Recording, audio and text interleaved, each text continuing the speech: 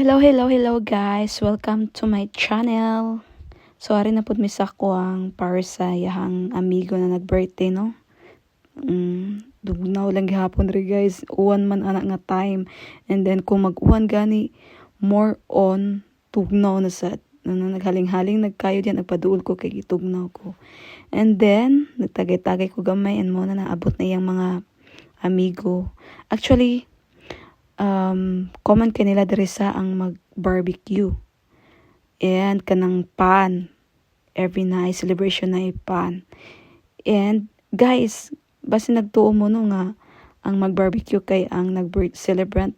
Kamo mga bisita mo ay mag-barbecue diri guys sa Chile. Dili kay ang celebrant. Kamo mga bisita mo ay muluto sa mga lutoon nun. Pero barbecue ra na siya. And more on chips, ready to eat na ang uban. Like pan, ra. Then daghan kasi tagay, mas daghan ang tagay kaysa kaon. No, simpro jud kay lang celebration diri ay. And then happy. Yan di pareha sa tuwa guys na dagko kay ganang handa.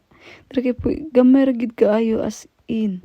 Nalipay kay ko kay gamay ra sa naggasto, di ba? And mo na nagkanta-kanta na mi sa celebrant and happy kaayo ang celebrant sa kay mga close friends man ang naabot. And inana lang kasimple ang ilang celebration na rin, no? And ang nakalahi lagi ang ato ang manggudiha tanan invited. Bahalag gamay rag budget basta kay bahalag mangutang basta kay makakaon tanan. Nana man diya sa Pinas. Pero diri guys, practical kay sila, no?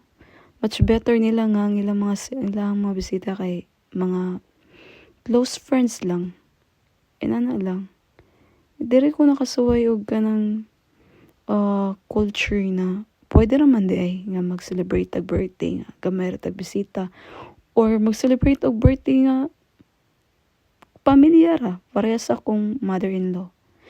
So diri na lang ta kutob guys ha, and please subscribe to my channel for more culture here in Chile.